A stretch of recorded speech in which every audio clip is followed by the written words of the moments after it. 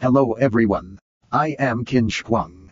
Yes, that's right, the one who conquered everything and everyone in Chinese history. Today, I've come to take you on a journey over 2,000 years back in time to witness how one king rose from the chaos of war to become the supreme ruler. First, let me introduce myself. My name is Ying Cheng, and I was born in 259 BCE. When I was a child, I never imagined that I would one day rule all of what you now know as China. Back then, this land wasn't even called China. It was divided into 7 rival kingdoms constantly at war with each other. It was like siblings fighting, only we used swords, and blood was shed. At age 13, I unexpectedly became the king of the state of Qin.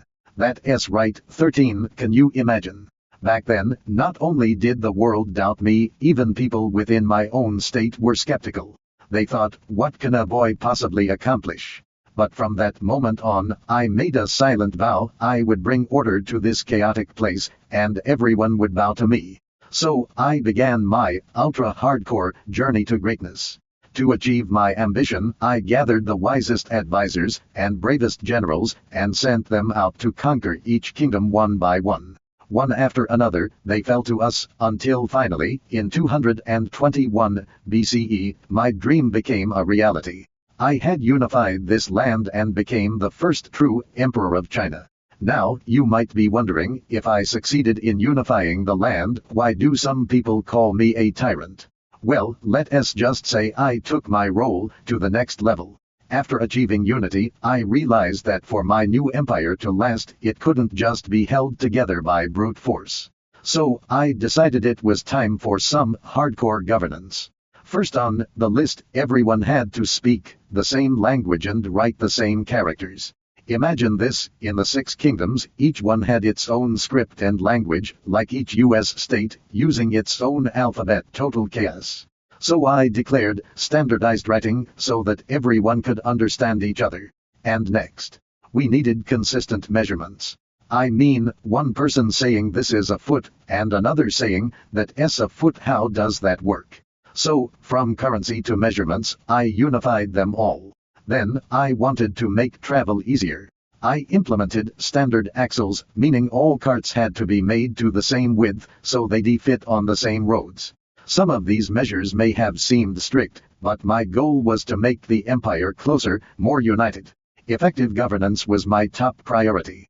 Of course, I realized we also needed a strong defense to keep out invaders.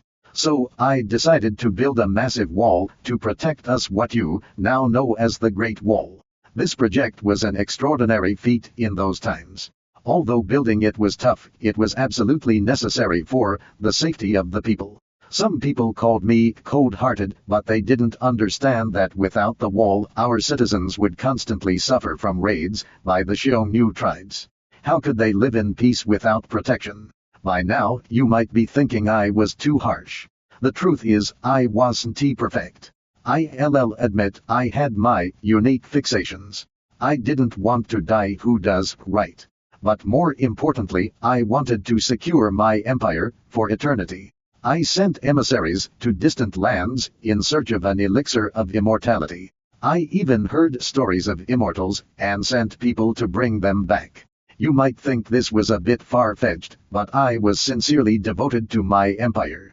I invested enormous resources in constructing the Grand Erpeng Palace and my own tomb to leave a legacy that would stand the test of time. You've probably heard of my tomb, the one with the thousands of terracotta warriors, my army of the afterlife, to protect my glory in the next world. So now you understand why some people call me a tyrant. Yes, I was strict, but it was out of a deep love for my empire. My goal was to build a nation that would last for centuries. I know some people resented my methods, thinking I was too severe or too controlling, but history has shown that this strength was exactly what allowed the Qin dynasty to rise. By unifying China, I laid the groundwork for the prosperity of future dynasties like the Han and the Tang. So, does my story have you on the edge of your seat? As the eternal emperor, I know that nobody is perfect.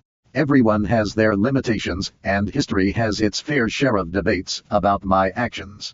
But if you were to return to my era, you would see that I was simply a king fighting for a dream. People say I was extravagant.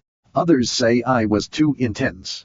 But it was exactly this intensity that has kept my name alive for thousands of years. I may not have achieved immortality, but my story has become eternal.